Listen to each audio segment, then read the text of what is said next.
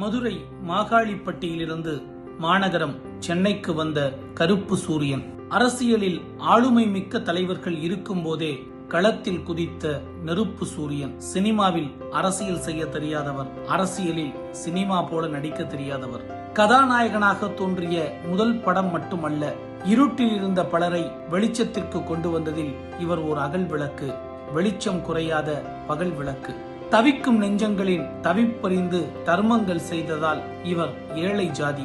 அரிசி ஆலையில் பணியாற்றியதாலோ என்னவோ பலரின் பசியறிந்து பசி தீர்த்த பாமர ஜோதி. புரட்சி கருத்துக்களை திரையில் விதைத்த புரட்சி தலைவரின் இரண்டாம் பாதி. கலைஞரை நேசித்து அன்பு பாராட்டியதில் இவர் நெஞ்சுக்கு நீதி. விஜயகாந்த். இது கடவுள் கொடுத்த கொடைக்கு காலம் வைத்த பேரு.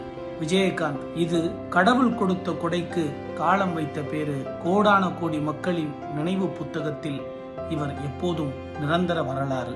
நன்றி, வணக்கம்.